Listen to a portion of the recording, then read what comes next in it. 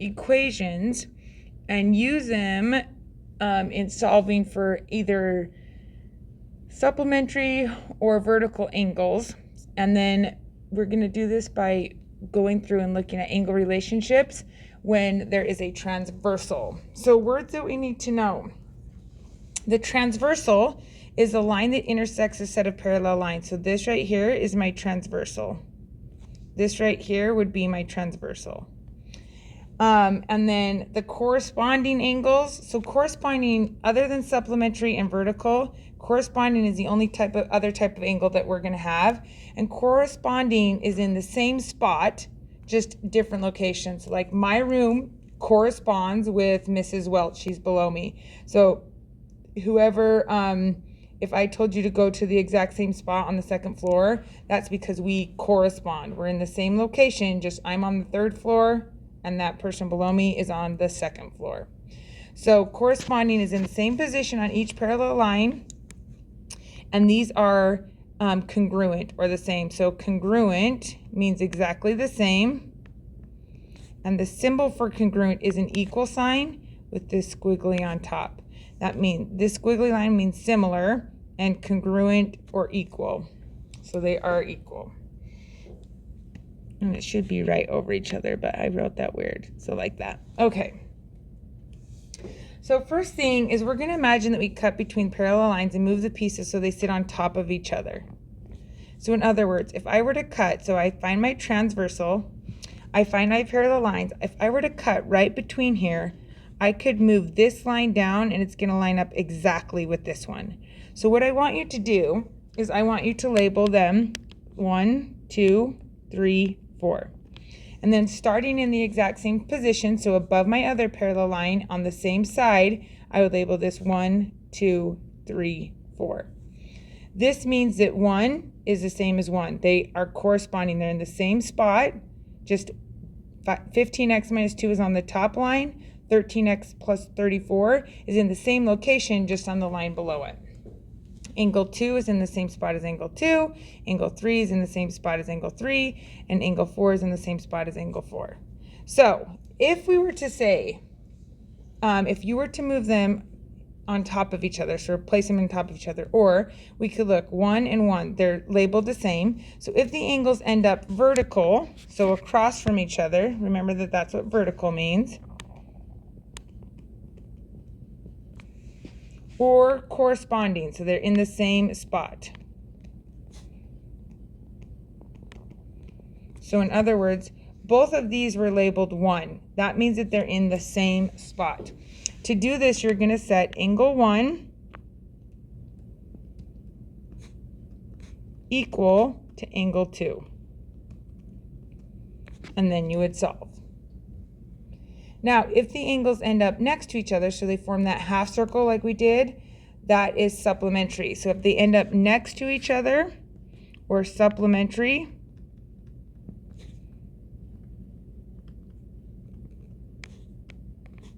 so again, they're going to be like forming that half circle. It's going to be angle 1 plus angle 2 equal to 180. And you've already solved both of these this year. We're just making it using a transversal. So then if it asks us to find the actual degrees of an angle, we are going to replace the variable with our answer and solve. So things that we need to know.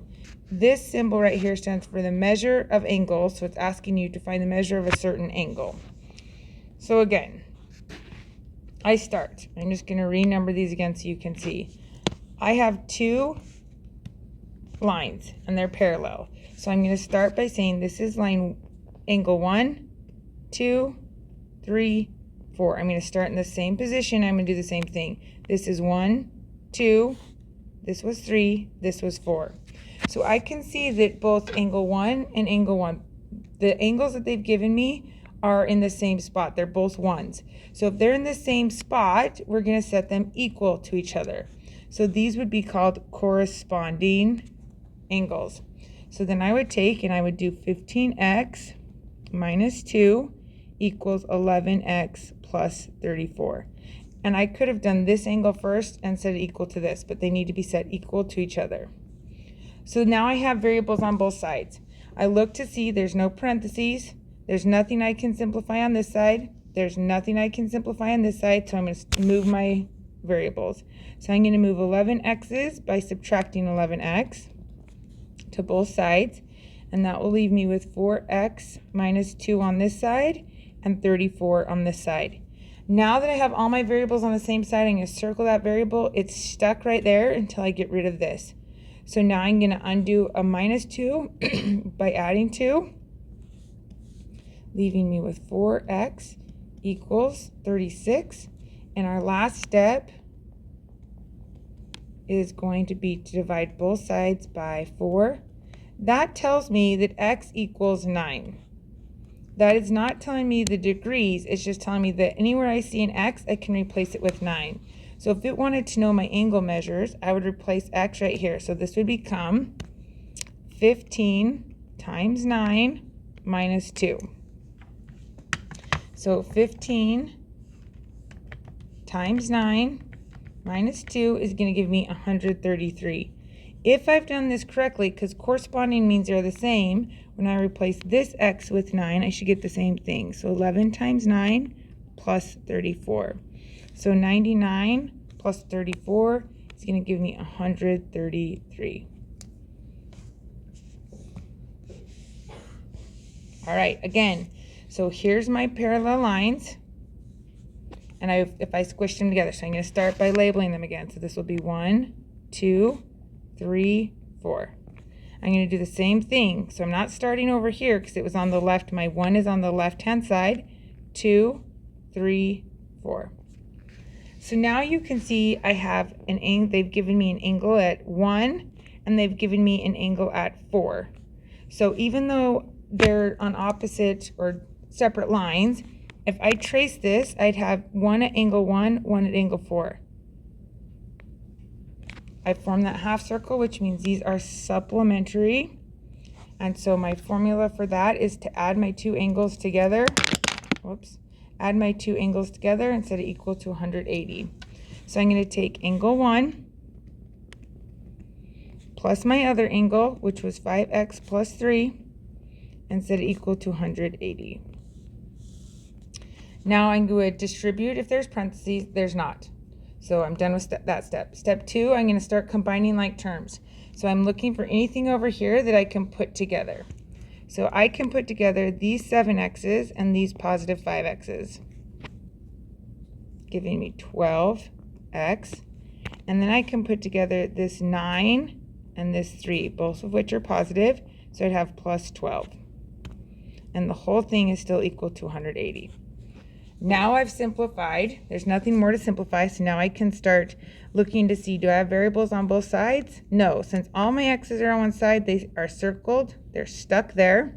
And now I'm going to undo this by subtracting 12 to both sides. And then leaving 180 minus 12 is 168. And then our last step, right now I'm timesing, so the opposite is to divide. So x would equal 14. So this means that anywhere I see an x, it's 14. So I'm going to replace this x with 14. So I'd have 7 times 14 plus 9. What's up? I can come back. It's fine. I'm almost done with this, but what's up? I was just going to see when you were testing. Well, Look at it yet? I think that you're funny. So tomorrow I won't even teach a new lesson because based on what they can do, we got to spend some more. I have kids who still got a 0. I gave them like just a quick check and they still scored 0 on combining like terms. No. I'm like, you're hopeless.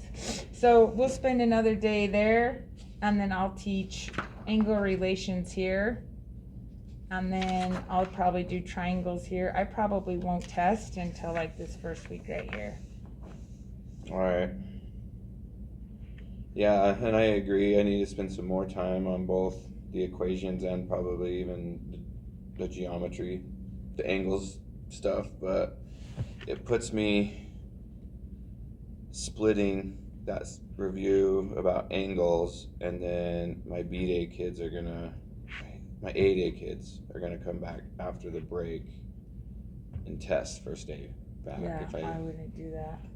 I'd spend maybe give them an especially extra. this day, because you're gonna have kids who are not even gonna show up. All right. So I mean, Just maybe do another activity yeah, that day, and then give them both a review, and then even if you tested that day, B and A. I mean, they should be able to test on a Friday. okay. And then what about vocabulary? Like these days? Yeah, we can do, because I originally was going to do vocabulary this day, and you could even have them do their vocabulary this day, A day. We could just say, hey, because you're going to test this day, we're going to do vocabulary this day, and then I think I'll do vocabulary that day. All right.